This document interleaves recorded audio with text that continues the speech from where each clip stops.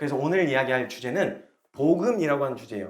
자, 복음이라고 하는 주제는 어떤 의미냐면요. 복음은 사람들이 기독교에서 교회에서 얘기를 많이 해서 그런데 복음이라는 건 원래 모든 사람들이 다 원하는 거예요. 쉽게 말하면 기쁜 소식, 이게 복음이에요. 그럼 다 기쁜 소식 원하죠. 각자에게 다 원하는 기쁜 소식이 있단 말이에요. 그러면 내가 원하는 기쁜 소식, 사람들이 원하는 기쁜 소식들이 다 누구나 있어요.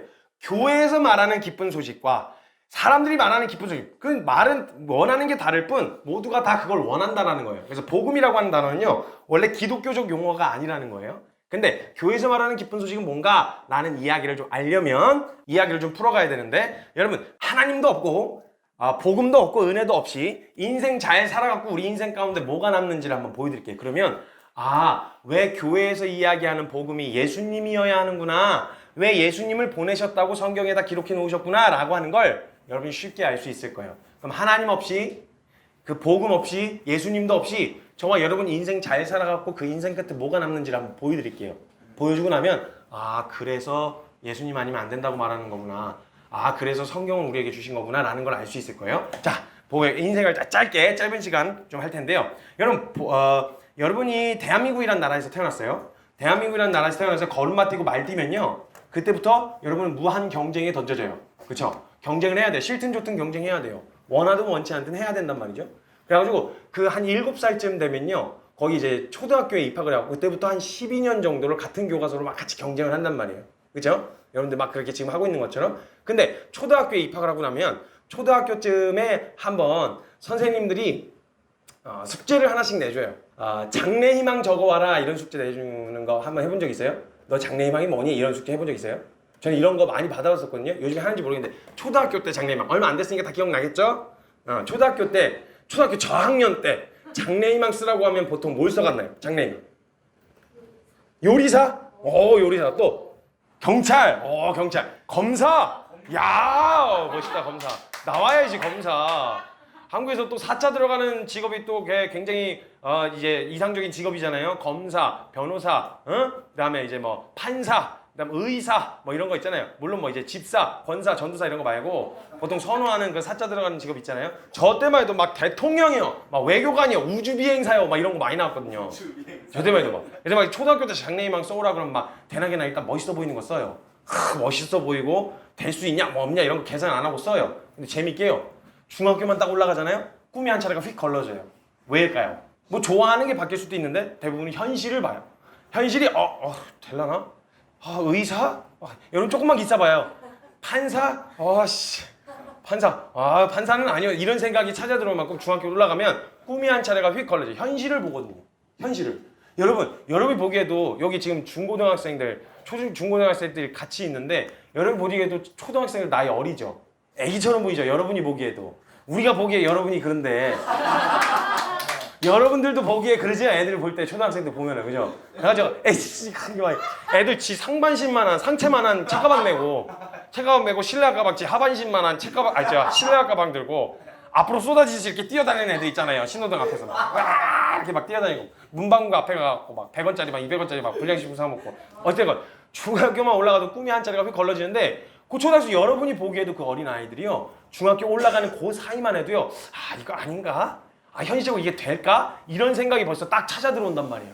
왜냐면 되려면 떡잎부터 알아본다고 막 배우가 되거나 가수가 될 아이들은 막 그렇게 막 어렸을 때부터 하는 게 보이기 때문에 중학교만 올라가도 꿈이 한 차례가 걸러져요. 근데 이때는요, 또 남자 인생의 최절정기라고 꼽으면 한 중학교 2학년쯤을 볼 수 있어요. 남자 인생의 최절정기예요. 이때는 꿈이고 비전이고 나발이고 다 필요 없어요. 그때 나만 있으면 돼요. 천상천하 유어 독존이라 그러죠, 이런 걸. 그래서 화장실 이제 보통 그런 시기에 애들은요, 음지와 습지를 굉장히 좋아해요. 화장실 들어가면 잘 안 나오고요. 가장 묵상이 잘 되는 곳이 거울 앞이에요. 거기면 몇 시간이도 있을 수 있을 것 같아요. 거울 앞에 비춰진 내 얼굴을 보면 그러면 충분한 거예요. 막 거기에 충분한 만족감이 막 찾아 들어오는 거 있죠. 이렇게 되는 거예요. 최절정이에요. 막 부모도 필요 없어요. 부모고 나발이고 다 필요 없어요. 인생의 최절정기예요, 이거는. 가지고 그 절정기의 그 폭풍 같은 시기를 지나고요, 고등학교만 딱 올라가잖아요. 꿈이 또 한 차례가 휙 하고 걸러져요. 왜일까요? 현실을 보는 거예요. 요즘 조금 더 구체적으로 봐요. 구체적으로 봐서요, 전국 석차를 보거든요. 의사는 아니요. 검사는 아니요. 확실히 아니요. 이렇게 확실하게 보게 된다는 거예요. 그리고 또 예체능 하는 친구들은요. 내가 동네에선 제일 잘했어. 근데 이것만 잘하는 애들끼리 모아놓고 보니까 이게 장난이 아닌 거야. 동네에서 내가 축구 제일 잘했는데 동네별로 축구 잘하는 애들만 모아놓고 뛰니까 이거 빛이 안 나는 거야 내가. 애들 나만 공만 잡으면 막 에이스다 막 우와 이랬었는데 전국 단위로 보면 이게 또 아니라는 걸 금방 보게 되는 거예요. 고등학교 때만 돼도 현실적으로 꿈이 또 바뀌어요. 그리고 나서 여러분 12년 정도를 한국에서 12년 정도를 그렇게 막 죽으라 막 경쟁을 한 다음에 이 12년 끝에 마지막으로 바라보는 고지가 있어요. 그래도 요거만 넘어서면 뭔가 있을 것 같아. 그래도 내가 조금 더 꿈에 한 발자국 더 다가설 수 있을 것 같아서 요 12년 끝에 마지막으로 바라보는 고지가 있는데 그게 뭘까요? 대입 수능이에요. 수능. 여러분 한국에서 수능날은요 국가 행사예요. 국가 행사. 국가 행사. 여러분 8.15 광복절 디데이 매기는 거 본 적 있으세요? 뉴스에서 8.15 광복절이 100일 앞으로 다가왔습니다. 중요한 행사잖아요. 8.15 광복절 우리나라에. 근데 그런 건 디데이 안 매기는데 수능날은 100일 전부터 디데이를 매겨요. 여기 딥 마이너스 이렇게 해가지고 수능이 벌써 한 달 앞으로 다가왔습니다. 이러면서 앵커가 시작할 만큼 국가 행사예요. 그리고 여러분 수능식이 되잖아요. 그럼 없던 종교심도 생겨요. 그래갖고 다 막 절이고 막 교회고 기도원이고 다 들어가 있어요. 그리고 여러분 부모님들 종교성이 굉장히 많이 이제 막 짙어지는 때가 언제냐면 보통 그런 시기 때 종교성이 아주 짙어진단 말이에요. 그래서 교회에 와서 기도를 하는데 여러분 혹시 만약에 혹시나 다녔던 교회들 중에서 수험생을 자녀로 둔 부모님이 교회에서 기도를 하실 때 혹은 누군가 대표 기도를 하실 때 이렇게 기도하시는 분 본 적 있으세요? 하나님, 우리 아버지, 우리 딸을 혹은 우리 아들을 딱 시험 공부한 만큼만 성적이 나오게 해주십시오. 이렇게 기도하시는 분들 본 적 있으세요? 거의 대부분 못 봤어요. 대부분 이렇게 기도하시죠. 주여, 눈을 여소서. 감겨있던 눈을 여셔서 안 보이던 답이 보이게 하옵소서. 우리 귀를 열어서 안 들리던 영어가 중국어가 들리게 하옵소서. 능력 그 이상의 능력을 더하여 주셔서 보게 하여 주시옵소서. 이렇게 막 간절히 기도한단 말이야. 들어달라 이거야. 안 그러면 절로 간다 이거야. 거긴 소원 성취 문제 해결 코너가 있다 이거야. 나 글로 갈 테니까 협박하면서 막 이제 난리를 친단 말이에요. 그래서 그 난리를 쳐갖고 수능날 다가오면요. 여러분 수능을 볼 때요. 수험생들도요. 자기가 하고 싶은 걸 하고 싶은 만큼 못 해요. 자고 싶은 만큼 못 자요. 놀고 싶은 만큼 못 놀아요. 먹고 싶은 만큼 먹어요. 그때 또 오지게 먹어요. 엄청 먹어요. 얘가 사람인가 싶을 정도로 먹거든요. 어쨌건 내가 이게 여러분 잘 생각해봐요. 대학교 들어가서 행복할 수 있다가 100% 확실한 거예요? 아니죠. 행복할 수도 있다. 꿈을 이룰 수도 있다. 내가 원하는 걸 가질 수도 있다라고 하는 작은 가능성에다가 시간과 열정과 에너지를 투자하는 걸 아까워하지 않아요. 그냥 전부를 막 투자하는 거예요. 돈도 투자하고 열정도 투자하고 다 한단 말이에요. 그거 하나만 실제가 돼도 대학 가면 나중에 잘 먹고 잘 살 수도 있어. 반드시 잘 살 거야도 아니야. 잘 살 수도 있어라고 하는 가능성에다가 그냥 전부를 다 투자한단 말이에요. 그래서 수능 당일날 딱 되잖아요. 수능 당일에 딱 되면요. 희한해요. 그날은 유독 추워요. 엄청 추워요. 그날만 이게 유독 한파가 밀려와요. 그럼 이제 아침에 딱 되면요. 그 이제 학생들이 이제 학교 이제 수능을 보려고 시험을 보려고 이제 나가요. 이제 아주 비장하게 나가는데요. 그렇게 1년을 죽자고 공부해놓고 진짜 겁나 웃긴 게 뭔지 아세요? 진짜 웃긴 게 늦는 애들이 꼭 한두 명씩 꼭 있어요. 1년 동안 준비해놓고. 매년 있죠, 매년. 늦는 애들이. 그래가지고 막 그때는요. 모든 그 국민들이 수험생을 위해 존재해요, 그날. 그래서 모두 다 수험생을 위해 다 대기를 타고 있는데 늦은 수험생이 헐레벌떡 눈 퉁퉁 부어가지고 막 헐레벌떡 씻지도 못하고 까치 집져가지고 막 뛰어나온 거예요. 늦은 거야 이미 시간대 보니까. 그때 이제 택시기사분들이 이런 손님을 태울 생각이 아니야. 수험생들을 어떻게든 도와줘야 되겠다 이런 생각으로 그게 얼마나 중요한지 아니까 기사도 정신이 발동하시는 거예요, 이 기사님들이. 그래서 대기하고 있었는데 늦은 수험생이 택시를 급하게 잡았어요. 잡아가지고 택시 타는데 수험생이에요? 수험생이요. 그럼 어디 가냐 묻지도 않아. 일단 타. 태워가지고 어디 학교야? 이렇게 물어보면 어디 학교예요? 그러면 그때부터 그냥 막 수십 년간 운전하셨잖아요. 레이싱을 시작하시는 거예요. 다다다다 그럼 저쪽에서 수험생 태운 차는 구분이 가요. 저쪽에서 막 그러면 늦은 수험생들 태워주느라고 막 난리가 난 거예요. 그럼 막 난리를 쳐고 막 이제 거기 간단 말이에요. 그러면 이제 그때는요 대한민국의 법 체제가 다 바뀌어요. 수험생들을 위해서 체제가 다 바뀌어요. 빨간불은 가도 된다는 거예요. 노란불은 어서 가라는 거예요. 파란불은 그 속도 생각하지 말고 그냥 달리라 냅다 달리라는 거예요. 이렇게 법 체제가 다 바뀌어요. 근데 또 이걸 이용하는 사람들도 있을 수 있으니까 경찰이 이렇게 감시를 하는데 어떤 사람이 신호 위반을 띡 해버렸네. 경찰이 세웠어요. 여자 신호 위반하셨습니다. 면허증 주세요. 이렇게 얘기했더니 수험생 태우고 있다고 수험생 이러면 프리로 그냥 패스가 돼요. 그러면 이제 경찰이 앞에 오토바이로 딱 하고 4위로 호위해줘요. 뿅뿅뿅 하고 길을 다 터줘요. 비키라고! 하면서 뿅뿅뿅뿅 이러면은 홍해의 기적이 막 다 열어줘요 길을. 수험생 태웠다 이거야. 그리고 나서 그 앞에까지 딱 태워주는데 이번에 작년에 수능 때 무슨 일이 있었는 줄 알아요? 문이 닫히고 있는 중간이었는데 경찰차가 그 닫히는 문 사이로 들어가가지고 문이 닫히는데 문에 꼈어 차가. 그리고 앞쪽으로 해갖고 수험생을 집어넣어줬다니까. 난리 생난리를 쳐요. 그럼 또 우리 그 앞에 이제 수험 보러 가면은 우리 후배님들께서 또 거기서 응원하신다고 피켓 들고 이렇게 서 계시잖아요. 추운 날 교복 입고 나와가지고 그래서 꼭 합격 기원한다고 연 먹으라고 연 나눠주고 나눠준단 말이에요. 수험을 딱 쳤어요. 수험을 치는데 대한민국 얼마나 난리인 줄 아세요? 비행기도 안 띄워요. 비행기 이륙하는 소리 때문에 못 들었다고. 그럴까봐 영어 저거 할 때는 비행기 이륙하는 소리 때문에 못 들었다고 한다고 저기 이제 컴플레인 들어온다고 비행기도 이륙 안 시켜요. 그런 나라가 어딨어. 근데 비행기 이륙하는 소리 때문에 못 들었다 그런 애들은 안 떠도 못 들을 애들이 꼭 그런 얘기 한단 말이에요. 근데 그런 얘기를 애시당초 이제 차단하기 위해서 그렇게 해요. 자, 생난리를 치고 나서 수험을 딱 다 치렀어요. 자, 여기서 아까 이야기한 복음이 기쁜 소식이죠. 자, 수능을 막 치른 수험생에게 들릴 수 있는 복음, 기쁜 소식은 뭘까요? 합격! 내가 원하는 대학, 원하는 과에 들어가는 거 합격됐다. 그러니까 지금 제가 낙관적으로 볼 거예요, 인생을. 알았죠? 병도 안 걸리고 사고도 안 당하고 사기도 안 당하고 상처도 안 받고 인생 내가 원하는 대로 다 잘 풀려가지고 우리 인생 끝에 뭐가 남는지를 보여주는 거예요. 대학교 합격했어요. 이게 바로 복음이에요. 기쁘죠? 옆집 애가 합격했다는 건 객관적으로는 기쁜 소식이긴 한데 나한테 기쁜 소식이 돼야 안 돼요? 안 돼요. 그죠? 내가 막 뛸 듯이 기뻐할 수는 없어요. 내 이야기는 아니니까. 마찬가지예요. 교회에서 말하는 예수님 이야기가 누군가에겐 뛸 듯이 기쁜 소식인데 여러분에게 뛸 듯이 기쁜 소식이 아닌 이유는 여러분하고 상관없는 이야기라서 그래요. 그러니까 지금 여러분하고 상관 있는 이야기라는 걸 들려주려고 제가 지금 이야기를 하는 거예요. 무슨 말인지 알겠죠? 남이 대학교 합격 소식 받은 거 말고 내가 합격 소식을 받았다? 기쁜 소식이에요. 이게 바로 복음이에요. 그럼 무슨 일이 일어나겠어요? 사방팔방 만방에 다 알리고 싶죠. 그럼 이제 고등학교 정문에 플랜카드 했을 때 빠! 그 다음에 학원 그냥 저기 벽면에다 플랜카드 빠! 아파트 단지 입구에도 그냥 축 합격 이래요. 그냥 플랜카드 빠! 자, 교회 입구에도 붙어 있는 거 한번 봤어요. 딱 한 번. 교회 입구에도 축 합격 빠! 그럼 우리 어머니 또 어떻게 하시겠어요? 또 갑자기 손이 근질근질하면서 안 돌리던 막 핸드폰을 만지작거리더니 누구하고 전화를 하나 막 통화를 하고 싶은 막 생각이 들어요. 엄마 이 친구하고 전화해요. 오랜만에 전화해갖고 엄마 잘 지냈어? 이렇게 이제 물어보시는 거예요. 그러면서 이제 하고 싶은 얘기의 본론은 뭐냐? 내 자식 거기에 합격했다 이 얘기인 거예요. 글쎄 얘가 참나. 공부를 하는 둥 마는 둥 하더니 글쎄 그냥 뭐 학원을 보내지도 않았고 그냥 교과서를 지 혼자 이렇게 뭐 이렇게 하길래 걱정을 했는데 그냥 대학교 거기 그냥 합격해버렸지 뭐야.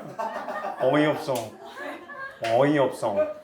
이러면 딱 사방팔방 만방에 다 알리고 싶어요. 이게 기쁜 소식이에요. 그래서 복음을 전하는 이유가요. 왜 저래? 이게 아니고요. 나한테 너무 기쁜 소식이어서 이 기쁜 소식을 알리고 싶은 거예요. 이 동화에도 임금님 귀는 당나귀 귀라는 말이 있잖아요. 그 동화. 너무 막 입이 근질거려서 막 얘기하고 싶은 거예요. 이게 복음이에요. 여러분에게 진짜 기쁜 소식이 되면요. 기쁜 소식이기 때문에 전하지 않을 수가 없는 거예요. 이게 복음이에요. 간단하죠? 어려운 거 아니에요. 누구나 다 원하는 거예요. 근데 여러분 현실을 좀 봅시다. 낙관적으로 보는데 자, 그럼 여러분에게 질문해 볼게요. 여기 대학교 들어갔었던 사람들도 있으니까 질문을 해볼게요. 여러분 선배들이니까 한번 보세요. 자, 원하는 대학에 합격을 했든 안 했든 상관없이 원하는 대학, 원하는 과에 그 고비를 하나 딱 넘고 났어요. 그랬더니 모든 고민이 다 끝났어요? 문제가 뭐냐면요. 기쁜 소식이긴 한데 너무 잠깐이에요. 너무 금방 끝나. 잠깐 좋았다가 금방 끝나. 우리 인생이 수능 시험 끝난 그날 저녁만 같으면 얼마나 좋겠어요. 그냥 여러분 수능 딱 보잖아요. 그럼 수험표 딱 들고 가면 미용실 50% 빠시! 놀이동산 50% 빠시! 그냥 뭐 어디 들어가면 50% 빠시! 밥 먹으러 들어갔는데 수험생 와우 웰컴 축하합니다 이러면서 막 젠젤 이러면서 막 아웃백 같은 데 가면 해줘요. 해준다니까. 아웃백 같은 데 가면 막 뭐 뿌뿌 이러면서 막 불고 나오고 축하합니다 이러면서 해준다니까. 우리 인생이 그렇게 환영받고 막 내가 주인공이 된 것만 같은 인생이 쭉 펼쳐지면 얼마나 좋겠어요. 근데 문제는 그날 딱 지나고 나면 아무도 관심 안 가져요. 다시 일상으로 돌아온단 말이에요. 대학교 딱 들어가잖아요. 뭔가 로망이 펼쳐질 것 같았고 내가 엄마가 그랬거든. 네가 여자친구 없고 남자친구 없는 이유는 학생이기 때문에 그런 거라고. 대학교 가면 알아서 다 생긴다고. 근데 학생이라서 안 생긴 게 아니라 그냥 안 생긴 거라는 걸 금방 대학교 가면 현실을 보게 되는 거예요. 아, 나는 학생이어서 고등학생이어서 연애를 못했던 게 아니라 그냥 못하고 있었던 거구나 라는 현실을 보게 되는 거예요. 푸릇푸릇한 그런 이제 푸릇빛 인생이 펼쳐질 줄 알았건만 대학교 들어가면 그때부터 진짜 현실이에요. 자, 여러분 만약에 여러분의 부모님이 여러분의 학비를 100% 지원해 줄 수 없다. 그럼 여러분이요 학자금 대출이라는 걸 받아야 돼요. 빚을 져야 된다는 거예요. 이거 싫다. 그럼 부모님 등골 뽑아 먹어야 돼요. 그냥 쭉 뽑아가지고 그냥 사고를 우려가지고 한 사발씩 퍼먹어야 그래야 학교를 간신히 다닐 수 있어요. 그러려면 공부를 왕창 잘해서 장학금을 받든지 그게 아니라면 보통 이런 코스예요.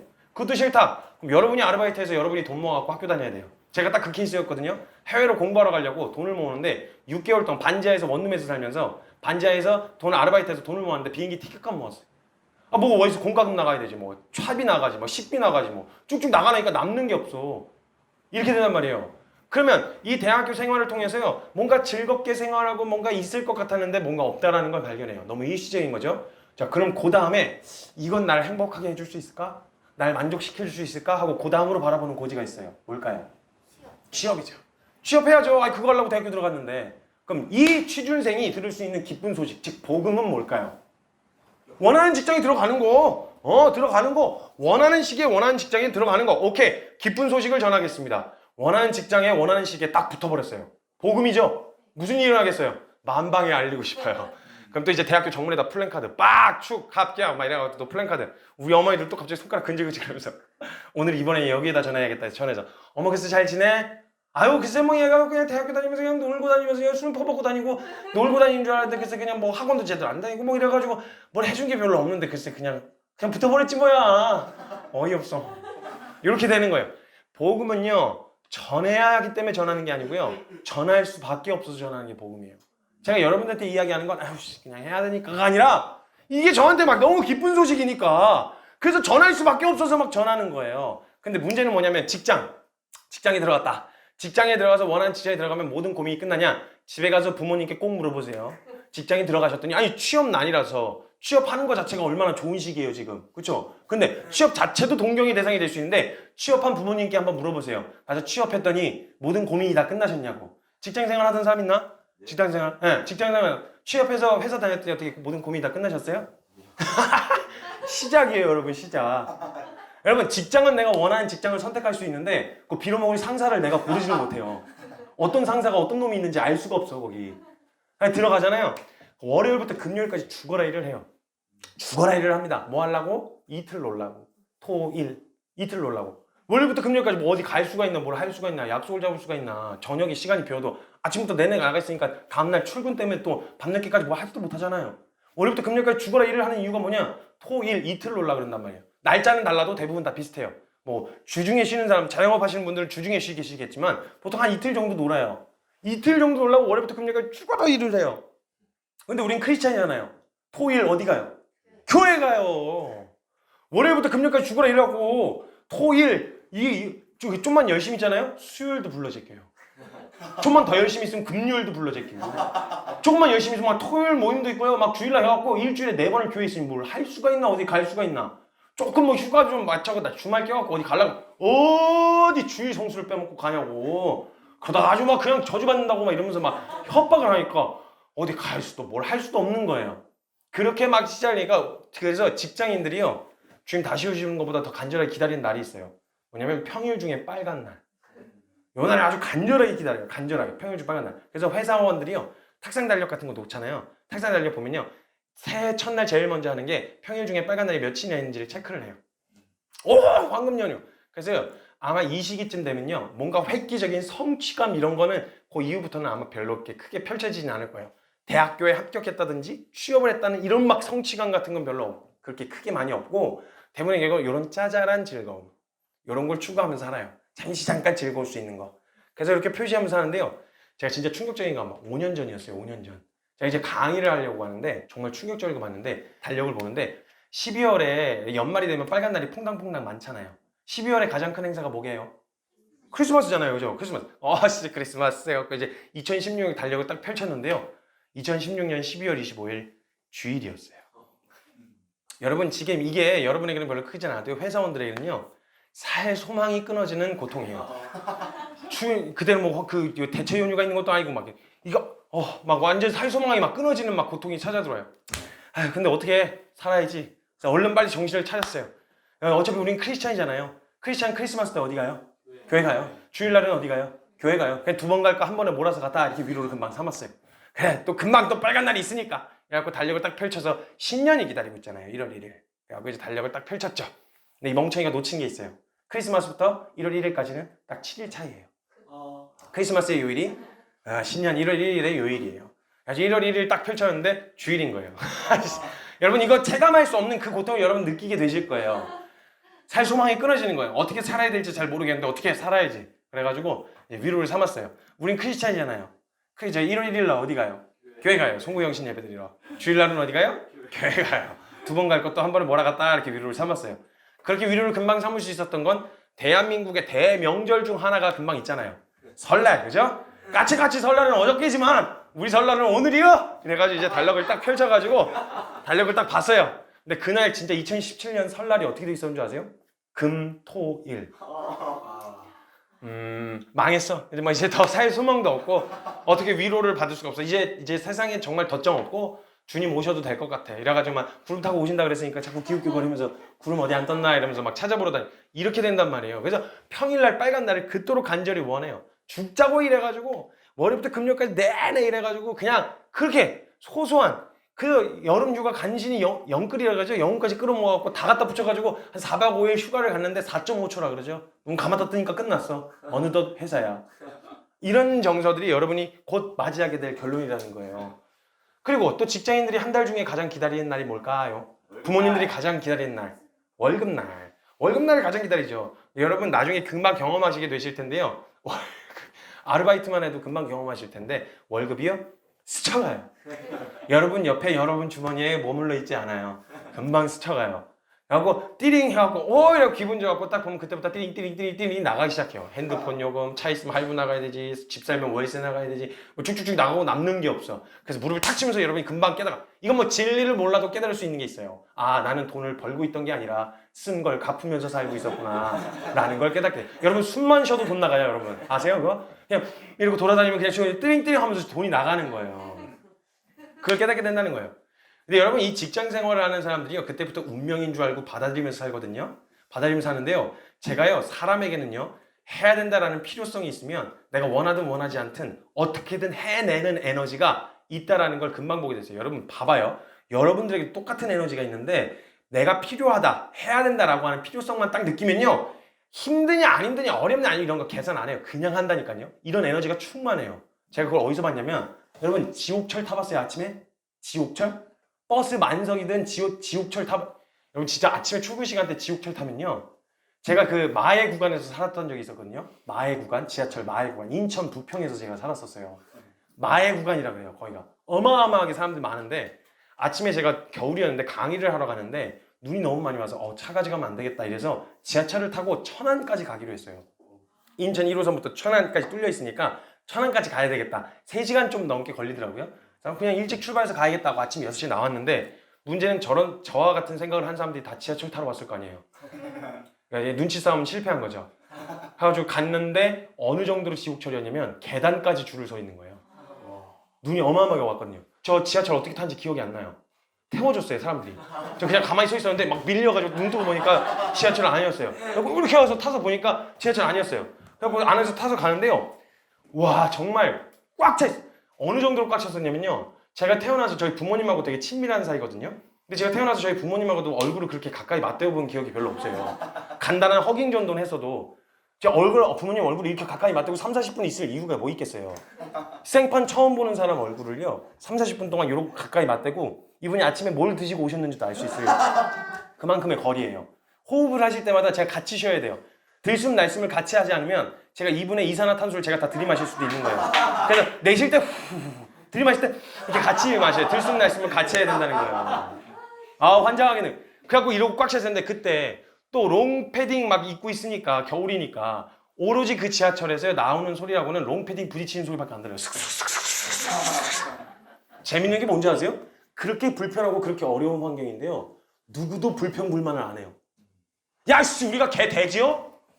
우리가 닭이요? 무슨 닭장처럼 이렇게 가둬놓고 야 지하철을 이걸 매일 아침 저녁으로 어떻게 하라는 거야? 나 안 가. 회사 안 가. 이렇게 불평하는 사람이 한 사람도 없어요.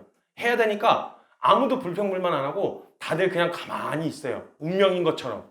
오로지 나오는 소리라고는 롱패딩 부딪히는 소리, 그리고 출발하고 멈출 때 끼익 하고 멈출 때 어어어 이런 소리, 이 소리밖에 없어요. 누구도 불평불만 안 해요. 이걸 여러분 월요일부터 금요일까지 아침 저녁으로 매일같이 해요. 출퇴근을 할 때마다. 지옥철을 탄다니까요. 그래서 제가 탔는데, 지하철 이렇게 탔는데, 제가요 그 지하철 타면 보통 이렇게 남자 칸 따로 있고 여자 칸 따로 있으면 얼마나 좋아요, 그죠? 근데 이제 남자 다 섞어서 타잖아요, 남자 여자. 그래서 가끔 원치 않게 불상사가 터지곤 해요. 그래서 제가 그걸 사전에 방지하려고 제가 항상 기둥 있는 데 가서 이렇게 잡고 타거나 손잡이 있는 데 가서 잡고 타거든요. 근데 제가 그때 원해서 탄 게 아니었잖아요. 장소도 사람들이 정해줬어요. 그 어디도 붙잡을 것이 없는 광야 같은 한복판 알아요? 문하고 문 사이 붙잡을 게 아무것도 없는, 잡을 게 아무것도 없는, 의지할 것이 없는 그 자리에서 오직 의지할 것이라고는 오늘 처음 본 이 사람밖에 없어요. 조금만 기다려 그러면 그냥 옆구리 치면서 같이 세워주고, 이렇게 세워주는 그런 고마우신 분이 양옆에 이렇게 있고, 그래서 이렇게 서 있었어요.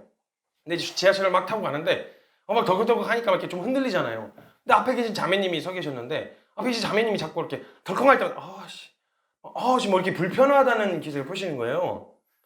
아니에요. 저 안 그랬어요. 여러분, 저 안 그랬어요. 저 아니라고. 의심의 눈빛을 거두세요. 안 그랬어요. 제가 그랬으면 얘기할 리가 없잖아요. 근데 앞에서 자꾸 불쾌하다는 듯이 뭐가 막 이렇게 하는 거예요. 근데 제가 가서 나 안 만졌어요 이렇게 얘기하자니 그것도 이상하잖아요. 나 안 만져, 나 아니거든 이렇게 하는 것도 이상해서 어떻게 해야 되나 싶어가지고 잡을 것도 없는데 그냥 손을 이렇게 들었어요. 그러니까 혹시나 한 번 더 쳐다보면 나 손 여기 있다 바짝바짝 이렇게 하면은 내가 안 만지는 게 확인되니까. 이거를 이렇게 불편한 상황에서 누구도 불평불만 안 하고 가요. 그리고 어떤 대학생 좀 하는 자매 하나가 거의 죽으려고 하는 거예요. 압사당, 진짜 잘못하면 압사당해요. 그리고 거기 막 물에 껴가지고 막 배 나온 아저씨들이 막 밀어붙이니까 물에 껴고 막 이러고 이렇게 있는 거예요. 이거 도와줘야 되나 싶었는데 알아서 살겠지 하고 그냥 냅뒀어요. 왜 그랬냐면 그 자매가요, 그 죽음의 두려움 앞에서 핸드폰을 하고 계시더라고요. 막 숨을 못 쉬는데도, 여러분 원하잖아요. 마음에 원하기만 하면요, 상황이 어떻냐 환경이 어떻냐 이런 거 계산 안 해요. 하고 싶으면 해요. 사람에겐 그런 에너지가 있어요. 그 와중에 누가 거기서 공부를 하라고 하겠어요? 이런 상황에서 어떻게 공부를 해요? 이런 상황에서 성경을 어떻게 보라는 거예요? 이랬을 거 아니야. 자기가 하고 싶은 게임이나 자기가 하고 싶은 거는 그 어떤 상황이든 상황과 환경에 상관없이 하고 싶은 것을 해내고야 마는 게 인간의 능력이에요. 엄청나죠? 에너지가 없는 게 아니에요. 엄청나죠? 그리고 그 다음 역으로 출발을 했죠. 와, 점령 출발했는데 이미 꽉 찼어요. 맥시멈이었어요. 꽉 찬 상황이었어요. 어느 정도로 꽉 찼냐면 누군가 더 타면 누군가 죽어요. 그 정도로 꽉 차 있었어요. 누군가 더 타면 누군가 죽어요. 그래서 에이 못한다 이런 생각을 하고 그 다음 정류장으로 갔는데 와 씨 어마어마하게 많은 거예요. 엄청나게 많은 거예요. 그래서 제 생각에는 에이 못한다, 누군가 타면 누군가 죽는다 이런 생각을 갖고 있었어요. 근데 다들 표정이 탈 것 같아. 아무 표정에 영혼이 없어. 그래갖고 그냥 가만히 서 있는 거예요. 그리고 스크린도 앞에 이렇게 칙 하고 문이 있다가 문이 칙 하고 열렸어요. 그 앞에 번거지 모자를 쓴 아저씨가 등산 배낭을 메고 서 계셨거든요. 어느 정도로 꽉 찼었냐면요, 맨 앞에 문 앞에 있던 사람이 안 튕겨나가려고, 문 열릴 때 안 튕겨나가려고 기둥 붙잡고 이렇게 버티고 있는 상황, 이 정도로 꽉 차 있었어요. 근데 갑자기 그 번거지 모자를 쓰고 등산 배낭을 맨 아저씨가요, 그 다리를 벌리고 있는 아저씨 다리 사이로 자기 다리를 하나 집어넣으시더라고요. 그때 지하철 문 위를 이렇게 익숙하게 잡으시더라고요. 몸을 옆으로 틀더니 그 지하철역이 쩌렁쩌렁 울리도록 엉덩이로 따시 이렇게 밀어가지고 그걸 타시더라고요. 타가지고 하는데 여러분 그 상황에서 누구도 불평불만을 안 해요. 야, 인마 다음 거 타, 양심 없는 새끼야! 다음 거 타라고! 이렇게 누구도 소리 지르는 사람이 없어요. 다 동병상련이거든요. 조금 더 과격하게 이런 반응밖에는 없어요. 이걸 월요일부터 금요일까지 아침 저녁으로 매일매일 해요. 엄청난 에너지예요. 하고자 하면 할 수 있는 에너지가 있다니까요. 자, 이걸로도 만족이 안 돼. 그럼 사람들은요, 다른 걸 꿈꿔봐요. 내가 행복할 수 있는 게 또 뭐가 있을까? 내가 행복하고 만족할 수 있는 게 뭐가 있을까 하고 그 다음으로 바라보는 고지가 있어요. 이건 날 행복하게 해줄 수 있을까? 라고 바라보는, 뭘까요? 결혼. 여러분, 사람들이 막 살다가 이제 더 이상 뭐가 만족할 만한 게 없고 그냥 일상이 그냥 돌아가는구나, 소소한 즐거움으로도 만족이 안 되면요, 그 다음에 결혼하면 행복할 수 있을까? 막 이상적인 가정의 모습을 보면 막 행복할 수 있을까? 이런 생각을 하고 사람들이 결혼을 한단 말이에요. 결혼을 하면 모든 고민이 끝나느냐? 집에 가서 부모님한테 물어보세요. 결혼하면 모든 고민이 끝나냐? 아니, 사랑하냐 안 하냐를 묻는 게 아니에요. 사랑하냐 안 하냐를 묻는 게 아니에요. 사랑하죠! 사랑하는데 결혼한다고 모든 고민이 끝나고 마냥 즐겁고 행복하기만 하냐? 행복합디가? 고민이 안 끝난다는 거예요. 결혼하고 고민. 내가 이 자식인 줄 알고 결혼했는데 결혼해보니까 그 자식이야. 전혀 다른 놈이 돼 있는 거예요. 결혼하고 나면요, 그때부터 이제 현실적인 문제들이 시작해요. 자, 보세요. 여러분이 여기 정도까지는요, 여러분의 선택이 여러분의 인생에 굉장히 중요한 역할을 미치는데, 결혼하고 나면 그때부터 여러분의 선택보다는 뿌려놓은 걸 거두는 시간이 될 거예요.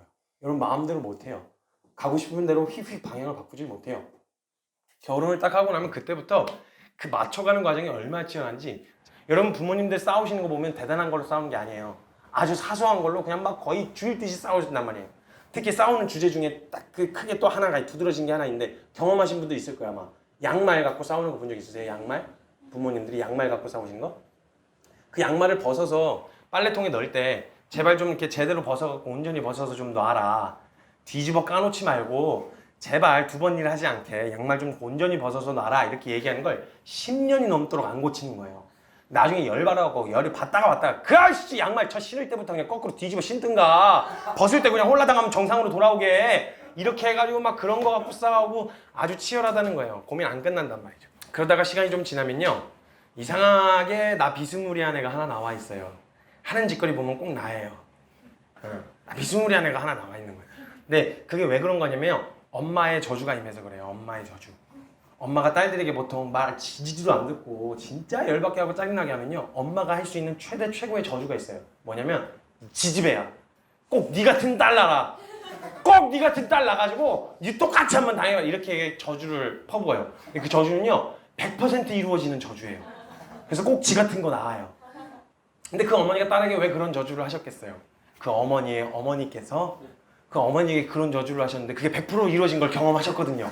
그래서 열받으면 그냥 저주를 부어버리는 거예요. 그럼 또 지 같은 거 나와서 돌고 도는 게 인류의 역사예요. 별거 없어요. 근데 그 나와서 내가 했던 짓 똑같이 또 하는 거예요. 말 지지도 안 듣고. 근데 여러분 아이가 딱 태어나잖아요. 그때부터 여러분의 인생이 다 바뀌어요. 이전처럼 살 수가 없어요.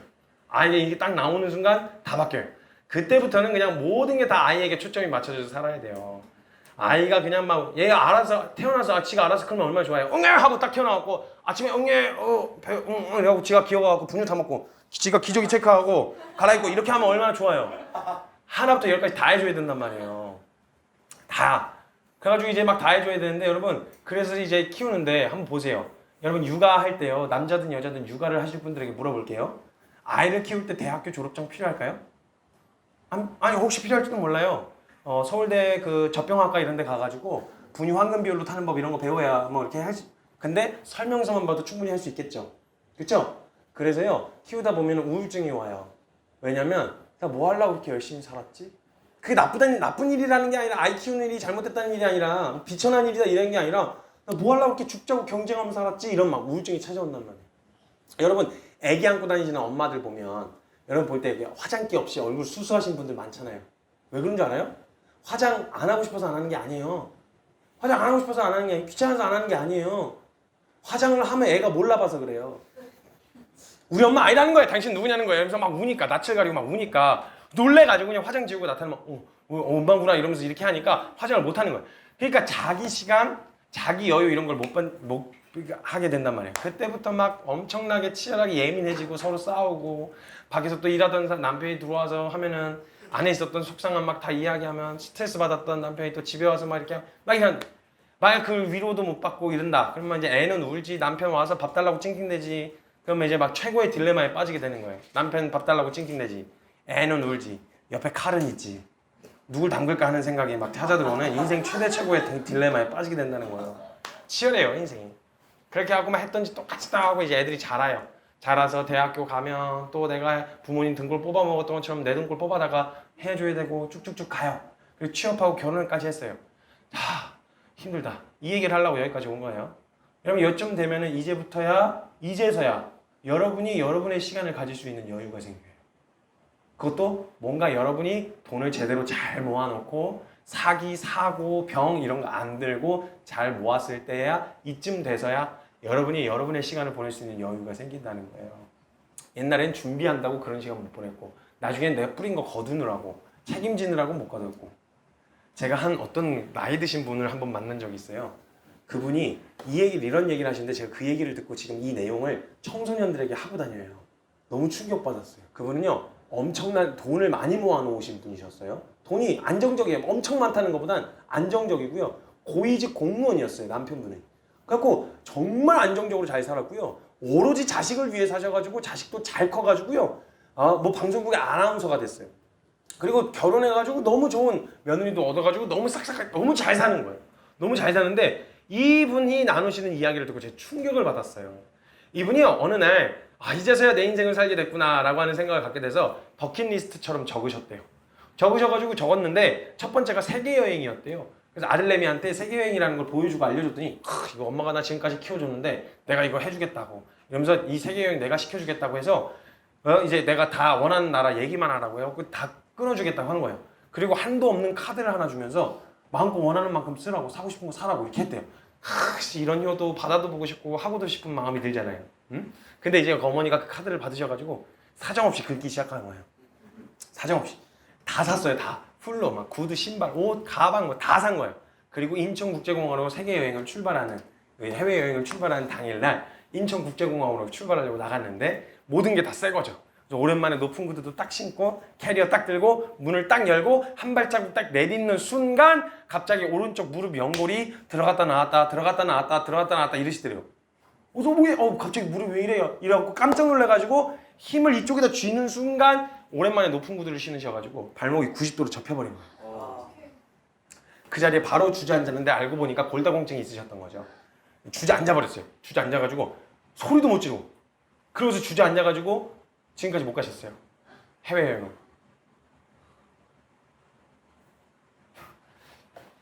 내가 이제 내 시간을 보낼 수 있겠다 싶어서 돈도 있고 다 하는데 문제는 건강이 따라와 주질 않는 거예요. 여러분 건강이라는 게요. 단순한 게 아니에요. 무릎 아프네? 그럼 트러스트 무릎에 딱 붙여놓고 이러면서 등산하고 이게 안 돼요. 이렇게 되는 게 아니에요. 단순한 게 아니에요. 혹시 막 이렇게 뭐 씹어먹는데 이가 탄 이러면서 하나 딱 먹으면 막 얼음 씹어먹고 막 쇠 씹어먹고 잘못하면 막 옥수수 강냉이 막 다 떨어지고 막 이래요. 참 위험해요. 아주 위험해요. 그렇게 하면 안 된다고요. 그게 단순한 게 아니란 말이에요. 그때 깨닫는 게 뭔지 아세요? 옛날에는 돈을 벌기 위해서 건강을 버려요. 그 나중에 시간이 지나면 그 건강을 되찾기 위해서 다시 돈을 버려요. 너무 황당하고 어이없는 거예요. 근데 그분이 이런 얘기를 하시는 걸 들었어요.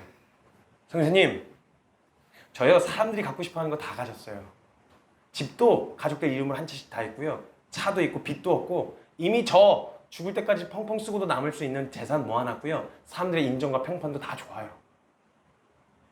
자기 자랑인가 싶었는데 갑자기 그분이 선생님, 저 이제 근데 뭐 해요? 어딜 갈 수가 없는 거예요. 건강이 따라와 주지 않아요. 저 이제 뭐 하죠? 충격을 받았어요. 자, 여러분 나이 또래도 이해할 수 있을 정도로 설명해 볼게요. 자, 여러분 시간이 지나면 늙는다. 동의가 돼야 안 돼요? 더 이상의 논리가 필요해요? 철학이 필요해요? 필요 없죠? 시간 지나면 늙죠? 늙어요. 여러분 지금 피부가 탱탱하지만 여러분의 부모님들도 다 원래 그렇게 탱탱하셨어요. 피부가. 한 가닥 한 가닥씩 다 하셨어요. 여러분의 부모님들도 옛날에. 시간 지나면 늙어요. 알겠지? 그리고 시간이 지나면 늙고 나서 결국 인생이라고 하면 반드시 이르르는 결론이 하나 있어요. 뭘까요? 죽어요. 안 죽는 사람 있어요? 누구라도 초등학생이라도 언젠가 죽는다라는 걸 알아요. 자, 그러면 어차피 죽어요. 잘 살아도 죽고요. 못 살아도 죽어요. 많은 걸 이뤄도 죽고요. 못 이뤄도 죽어요. 알렉산더는 33살에 죽었어요. 33살에 젊은 나이에. 어찌됐건 죽어요. 무조건 죽는단 말이에요. 그럼 어차피 죽는데 그럼 어차피 죽는 건 다른 건 몰라도 병든 건 또 모르겠고 잘 살지도 모르겠고 어느 것도 다 보장된 건 없는데 한 가지 보장된 게 있어요. 뭐냐? 난 죽는다는 거예요. 그럼 어차피 죽는 거라면 한번 진짜 제대로 어떻게 살든 죽는 거라면 진짜 옳다고 하는 가치에 정말 맞다고 하는 거에 한번 냅다 뛰어들어서 제대로 한번 살아보자 라고 하는 말하면 살아볼 수 있는 거잖아요. 근데 그걸 못하는 이유가 있어요. 뭐냐? 지금 당장 죽을까 봐. 지금 살짝 피해가지고 지금 살짝 돌아서 도망가면 조금이라도 더 살 수 있을 것 같은 거예요. 그러니까 지금 죽을까 봐 무서워서 못해요. 이걸 성경에서 이렇게 인생을 표현하는 딱 한 구절로 정리했어요. 히브리서라는 성경의 2장 15절에 보면 죽는 게 무서워서 한평생 매어 종로를 탄다라고 적혀 있어요. 죽는 게 무서워서 질질 끌려다닌 거예요. 뭔가 조금 옳은 거 선택하려고 그러면 사람들 눈치 보면서 에이 사회에서 도태당하면 어떡해. 왕따 당하면 어떡해. 에이 사람들이 무시하면 어떡해. 이런 생각에 옳은 게 뭔지 알면서도 선택을 못 한다는 거예요. 맞는 게 뭔지 알면서도. 그러면 그렇게 돌고 돌아서 피하고 도망가서 다시 이르는 결론이 뭐냐? 어차피 죽어요. 죽는단 말이에요. 이게 결론이에요. 인생이라고 하면 반드시 죽을 수밖에 없다라는 거예요. 그래서 히브리서 2장 25절에 죽는 게 무서워서 한평생을 종로로 탄대요. 여러분 기억하세요? 여기 죽는 게 무서워서 한평생 종로 타잖아요. 주님은 따라가는 건 그만 둬놓고 제대로 살지도 못해요. 그럼 이 죽음의 두려움으로부터 자유해야 된대요. 아니, 자유로워야 뭔가 할 거 아니에요. 뭔가 시도할 수 있을 거 아니에요. 제대로 한번 살아볼 거 아니에요. 이 죽음의 두려움으로부터 자유할 수 있는 방법이 딱 한 가지 있어요. 딱 한 가지. 그게 이슬람 코란에도 없고 불교 경전에도 없고요. 성경에만 있는 얘기예요. 뭔지 가르쳐 줄까요? 네. 죽음의 두려움으로부터 자유할 수 있는 유일한 방법이 성경에만 적혀 있어요. 뭐냐면 잘 들으세요. 죽음의 두려움으로부터 자유할 수 있는 유일한 방법이 뭐냐? 죽는 거예요. 와우. Say wow. 와우. 죽음의 두려움부터 자유할 수 있는 방법이 죽는 거예요. 죽으면 더 이상 죽음의 두려움에 사로잡힐 필요가 없어요. 그렇죠? 맞죠? 죽어버렸으니까. 자, 이게 무슨 원리인지 제가 설명해 드릴게요. 제가 오남매라고 중에서 막내예요. 막내의 존재적인 특징이 뭐냐면 개념이 없어요. 이게 버릇이 없는 이유가, 개념이 없고 버릇이 없는 이유가 많이 안 맞아서 그런 거다라고 생각할 수 있는데 아니요. 전 많이 맞았어요. 많이 맞았는데도 개념이 없어요. 그냥 막내의 존재예요. 개념이 없는 것. 근데 특별히 특화된 한 영역이 있어요. 뭐냐? 잔머리요. 막내들은 잔머리들이 이렇게 계열이 잘 돼 있어요. 저희 어머니가 진짜 무서우셨었는데 제가 예전에 초등학교 때 길 가는데 전봇대에 대나무 죽도가 버려져 있는 거예요. 대나무 죽도 아시죠? 그게 말랑말랑하면 소리만 크지 안 아픈데 짱짱하면 아프거든요. 이게 대나무 죽도를 제가 버려줬는데 이걸 왜 버렸어? 그래갖고 그걸 들고 와서 집에 오면서 오이씨 이걸로 집에 가서 도둑 잡아야지 이런 생각을 갖고 왔는데 그걸로 절 잡게 됐어요. 제가 그게 공식 매가 됐어요. 뭐 잘못하면 죽도가 아주 죽도 두드러 맞았거든요. 저희 어머니가 이제 죽도를 하는데 제가 초등학교 때 부모님이 사역자시니까 어디 나가실 때 제가 어리니까 데리고 가시잖아요. 그럼 저만 그런지 모르겠는데 이상한 정서가 하나 있는데 엄마는 뭐 사달라고 하면 잘 안 사주잖아요. 근데 왠지 엄마가 만나고 있는 저 사람은 왠지 사줄 것 같은 이상한 정서가 생겨요. 그래서 괜히 엄마한테 이야기하는 것 같지만 사실은 그 사람 들으라고 엄마한테 가서 엄마 나 그거 먹고 싶다. 그거 갖고 싶다. 막 이렇게 얘기를 해요. 그 사람 들으라고. 엄마는 안 사줘. 그러니까 엄마는 막 당황하면서 얘가 왜 이래? 너무 버릇없어. 아니야 안 된다고 얘기했지. 막 이렇게 얘기하는데 진짜 그거 갖고 싶은데 막 이렇게 하면은 여기서 쿵 하면 저쪽에서 짝 하고 알아들으세요. 그럼 갑자기 저쪽에서 직업이 막 나올라 그래요. 됐다 이런 생각이 든단 말이죠. 그럼 이제 일로 와봐 승규 일로 와봐 이래가지고 이제 막 용돈을 주려고 그러면 그때부터 이제 저희 어머니하고 그분하고 싸우시는 거죠. 그러지 마세요. 진짜 얘 버릇 나빠진다고. 아니라고 충분히 많다고 이러면 제가 뭐 매일 주냐고 매일 만나는 것도 아닌데 준다고 막 손 이렇게 하면서 싸워요. 그럼 저는 이제 뒤로 빠져서 가만히 서서 그분이 이루시는 승리를 보기만 하면 돼요. 그분이 반드시 이기실 거거든요. 가만히 서서 오늘날 그분이 행하시는 일을 보라. 그래가지고 이제 가만히 서 있으면요. 그분이 이제 이기세요. 마침내 이기시고 저를 부르세요. 불러 세우셔서 받아요. 그러면 이제 더 이상 안 되니까 감사합니다 하고 받아요. 그러면 감사합니다 하고 이제 용돈을 받아요. 이렇게 버릇없는 행동이고 아주 악한 의도로 하는 걸 저희 어머니께서 아시고 저희 어머니 그런 거 안 넘어가셨거든요. 바로 부르셔갖고 코너 있는 데까지 일로 와봐 이렇게 오셔갖고 귀싸대기를 있는 대로 그냥 걷어 올리지 않으셨어요. 그렇게 비인격적이지 않으셨어요. 저희 어머니 생모 직접 나신 생모 직접 나셨는데 그 어머니께서 그렇게 안 하시고 저한테 어떻게 하셨냐면 귓속말로 이렇게 얘기하셨어요. 정규야 너 집에 가서 보자. 소름. 이 얘기를 딱 듣고 나잖아요. 집에 가서 보자라고 하면요. 그때부터 뭐가 생기냐면요. 집에 가서 죽도 가지고 아주 죽도로 두드러 맞는 이 두려움에 사로잡혀서 아무것도 제대로 할 수가 없어요. 어떤 느낌인지 아실 것 같으세요? 집에 가는 순간까지 이 두려움에 사로잡혀서 막 식은장이 두근두근대고 막 어려워도 막 너무 두려운 거예요. 그래서 뭘 제대로 할 수가 없어요. 잠깐 까먹고 밥 먹으려고 그러면 갑자기 어디서 환청이 들려요. 성규야. 집에 가서 보자.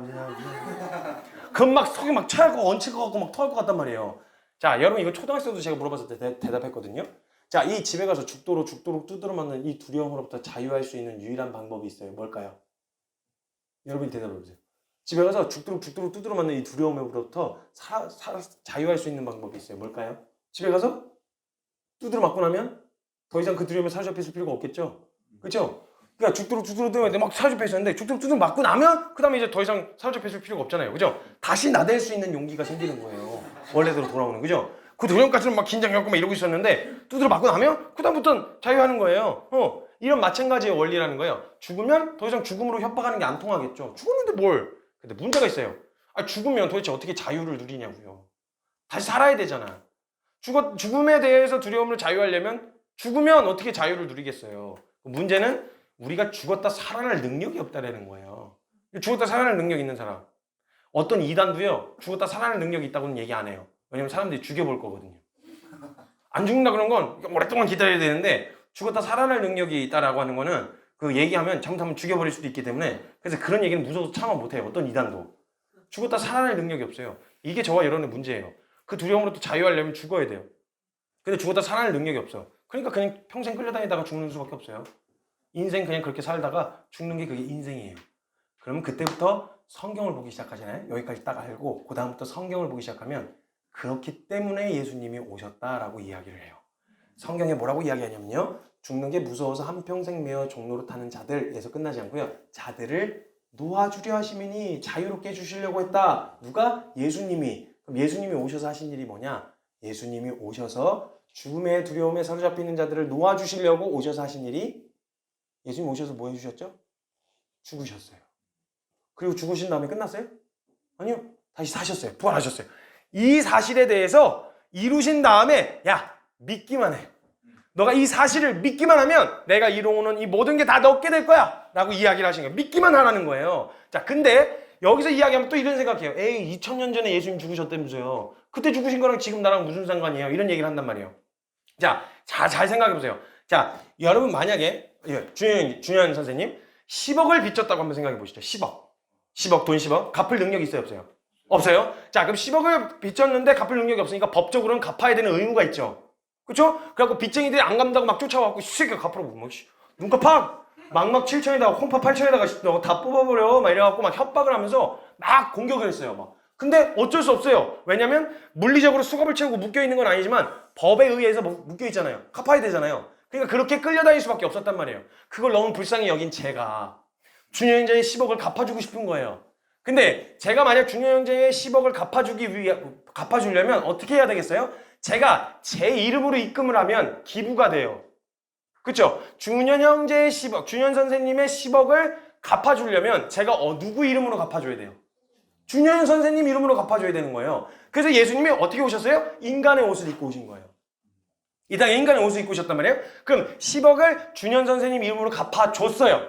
갚아줬고 이제 더 이상 끝났어요. 그러면 준현 선생님이 한 게 아무것도 없는데 준현 선생님은 이제 그 빚으로부터 자유할 수 있어요 없어요? 있어. 한 게 없는데 자유할 수 있단 말이에요. 그러니까 근데 내가 한 게 없으니까 내가 이 사람이 갚아버린 거에 대해서는 잘 몰라. 그럼 이 사람이 자유를 누릴 수 있을까요 없을까요? 없어요. 내가 갚아줬다는 걸 모르면 못 누린단 말이에요. 근데 내가 갚아줬어. 10억 다 갚았어. 이러면 이제 더 이상 여기에 매여 살 필요가 없어요. 근데 거기서 계속 에이씨 그래도 제가 갚은 게 없는데요? 그러면서 이자라도 제가 해야 되지 않을까? 이러고 갖고 있으면 어떻게 해야 돼요? 정신 못 차리고 있는 거예요. 갚았는데 뭐 거기다 계속 이 계좌 이체를 하고 있어. 정신 나가는 마. 내가 10억 갚았다니까. 원금 다 갚았어. 이 얘기예요. 근데 이런 건 있죠. 하도 옛날에 두드러 맞던 가락이 있어갖고 빚쟁이들이 쫓아와서 오우씨 잘 산다. 마음 편한갑다. 이렇게 하면 쫄아요. 아무것도 할 수 없는데도 불구하고 쫄아요. 맞던 가락이 있어서. 그런 정서는 느껴질 수 있어요. 근데 그 사람들이 그 빚쟁이들이 준현 선생님한테 뭘 할 수 있어요 없어요? 없어요. 이게 바로 인생은 결국 이런 거구나라는 걸 깨닫고 허무하네 라는 걸 깨달은 사람에게 들려질 수 있는 기쁜 소식인 거예요. 죽음으로 끝이 아니네. 이게 다가 아니네. 더 이상 죽음의 두려움에 매여 살 필요가 없네. 이게 기쁜 소식이 되는 거예요.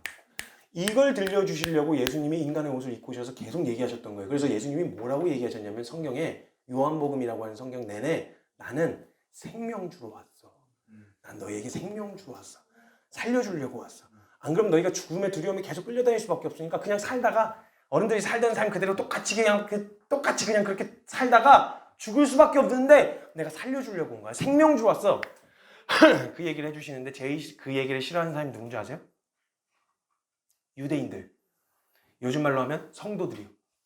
교회 다니는 신자라고 말하는 사람들. 왠 줄 아세요? 내가 원하는 신이 있었거든요. 내가 원하는 신은 내가 원하는 거 들어주고 내가 필요할 때만 나타나서 문제 해결해주고 소원 들어주는 그런 신을 원했지 생명 같은 거 주는 거 그딴 거 필요 없어요. 나 살아있는데 무슨 그딴 거 필요 없어요. 이렇게 생각해서 예수님이 얘기하시는데 다 싫다 그랬어요. 다. 생명주로 오겠다 그러는데 생명주 그런 거 말고요. 저희 밥 주세요. 밥. 떡 주세요. 떡. 지금 여러분 말씀 듣고 있는데 막 점심에 햄버거 먹는다고 뭐 이런 생각하고 있으면 안 된다는 거예요. 말씀에 대해서 이야기를 해주시는데 전부 다 그런 생각이 있어요. 예수님이 나 문제 해결해 주길, 병 고쳐 주길 이런 거예요. 다 싫어하는 거예요. 예수님이 해주신 얘기를. 그 얘기를 해주고 있는데 인생이 허무해서 그렇게 끝날 수밖에 없는 인생인데 그렇게 끝나지 않아도 돼. 너 인생 정말 값지게 빛날 수 있어. 이 얘기를 해주려고 하는데 그런 거 필요 없으니까 지금 문제 해결해 달라는 거예요. 예수님이 막 등지고 다 떠났어요. 요한복음 6장에 보면 그 얘기가 나오거든요. 오병이어 사건 알죠? 보리떡 5개하고 물고기 2마리로 5,000명 이상 수만 명을 먹이신 사건이었거든요. 이때요 예수님이 그런 기적 보여주니까 어떻겠어요? 사람들이 벌떼같이 몰려왔겠죠. 벌떼같이 몰려온 사람들이요 예수님한테 다 뭘 구했냐면 떡 달라고 했어요. 떡 주세요. 물고기가 아까 그때 그 기적 한 번만 더 보여주세요. 무슨 저 동물원 원숭이 마냥 예수님한테 찾아와서 막 그거 달라고 하는 거예요. 예수님이 아니야 난 너한테 그런 거 주려고 온 거 아니야. 얘들아 난 너희한테 그런 거 주려고 온 거 아니야. 지금 당장 있는 문제 그런 거 해결해 주려고 온 거 아니야. 네 마음 위로해 주려고 온 거 아니야. 내가 온 건 생명 주려고 온 거야. 그랬더니 사람들이 귀를 틀어막고 씨발 그딴 거 말고 미쳤네. 이거 조금 띄워주니까 정신 나가가지고 미쳤나 이러면서 사람들이 수만 명의 사람들이 다 등지고 예수님을 떠나기 시작했어요. 그리고 예수님 주변에 덜렁 12명의 제자만 남았어요. 근데 그게 요한복음 6장 66절에 나오거든요. 그때 많은 제자들이 그를 떠나서 다시는 예수님과 함께 다니지 않았다 이렇게 적혀 있어요. 근데 예수님이요 이제 되게 서운하셨나 봐요. 왜냐면 하나님은요 예수님은 하나님이시잖아요. 여러분 그냥 갖다 버리고 어차피 그냥 그렇게 망할 인생들 그냥 내버려 두고 그냥 갖다 버리고 하나님 혼자서 다시 편하게 사실 수 있었잖아요. 근데 그 편안함을 버리고 이 땅에 오신 이유가 자신이 생명을 줘서 여러분을 살리고 싶어서 왔는데 근데 그걸 듣는 사람 싫대. 꺼지래. 그딴 거 필요 없대. 이래 얼마나 속상하시겠어요. 너무너무 서운하셔가지고 예수님이 덩그러니 남아있는 12제자들만 있었 그 12제자들한테 이렇게 물어보셨어요. 너네도 갈래? 아유 그냥 너네도 그냥 갈래?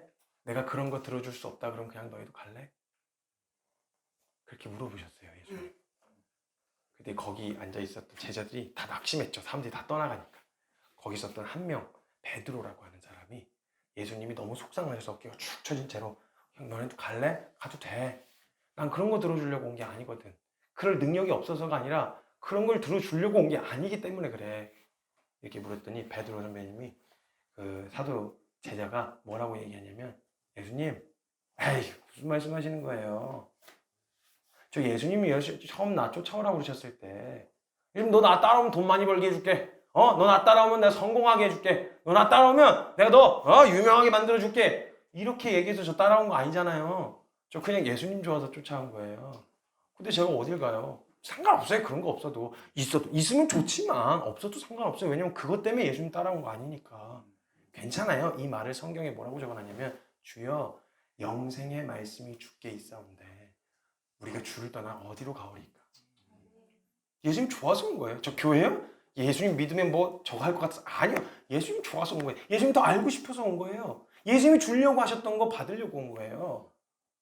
이렇게 모여 있었던 여러분 이런 질문에 성도님 요즘 있는 교회에서도 이 질문했을 때 남아있을 성도 사람들이 몇 명이나 있을까 궁금한 거예요. 전 만약에 하나님 전능하시고 해결해 줄 수 있는 능력이 있는데 능력이 있는데도 불구하고 하나님의 뜻이 있어서 지금의 그 문제, 그 어려움 뜻이 있어서 해결해 주지 않겠다. 평생 동안 해결해 주지 않겠다. 그러면 그래도 하나님은 우리에게 하나님이냐? 이 질문에 대답할 수 있는 사람이 몇이나 될까요? 수많은 사람들이 떠나갔어요. 그때 베드로가 예수님 저 예수님 좋아서 여기 있는 거예요. 예수님 떠나서 제가 어디 가겠어요? 예수님 좋아서 옆에 붙어 있는 거예요. 예수님 불구덩이 가시면 불이 좋아서 가는 게 아니라 예수님 거기 있으니까 나도 그냥 거기 가는 거예요. 이런 마음으로 쫓아나선 제자가 12명 남았어요. 저는요 많은 사람들이 예수님 쫓아갈 거라고 생각하지 않아요. 그럼 저는 나는 예수님 쫓아가는 사람이 아니요. 저도 늘 끼어서 돌아봐야죠. 근데요 그런 예수님이 어디 가실 땐 그런 곳이라도 따라갈 수 있는 마음 이 은혜, 복음을 경험한 사람은요 그렇게까지 가는 게 가능해진다는 거예요. 저는 오늘 만약에 예수님이요 저한테 성규야 내가 지금 너 갖고 있는 어려움들 힘든 거 그 문제를 내가 해결해 주지 않는다 그러면 너도 갈래? 이렇게 물어보시면요 저는요 베드로처럼 똑같이 대답하고 싶은 마음이 있어요. 안 힘든 게 아니에요. 안 어려운 게 아니에요. 낙심이 안 된 게 아니에요. 근데 만약 그렇게 물어보시면 저는 예수님한테 대답하고 싶어요. 예수님 저 잘 모르고요 잘 아는 것도 없는데요 저 근데 여기 있는 거 예수님 좋아서 온 거예요. 근데 제가 예수님 떠나서 어딜 가요?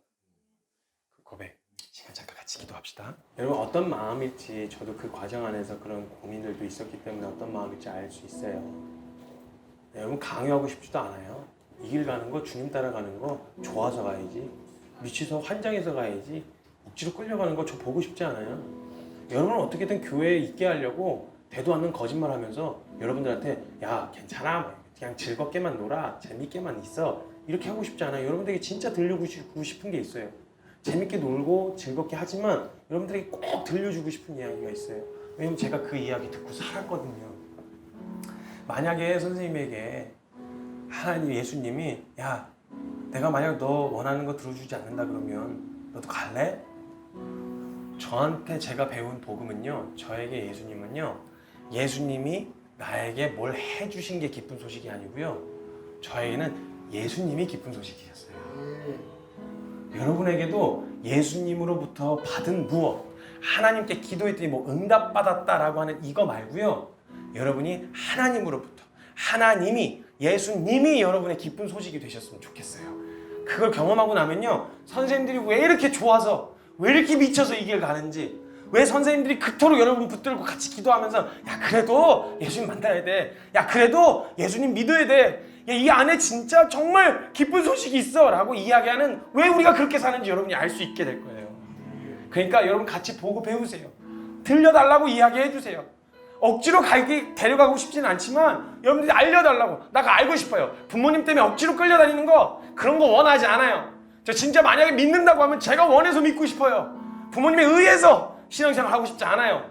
그런 마음으로 물어보면 얼마든지 열린 마음으로 우리가 들어줄 테니까 하나님한테도 그렇게 기도하는 거예요. 오늘 하나님 알고 싶어요. 저 잘 모르겠는데, 지금까지 잘 몰라서 그랬는데 하나님 저 그런 거 경험하고 싶어요. 저 선생님들처럼, 엄마가 믿는 하나님처럼 그렇게 미쳐서 좋은 그 하나님이 어떤 하나님인지 저 알고 싶어요. 그런 마음으로 기도하면요, 주님이 그런 기도를 가장 기뻐하세요.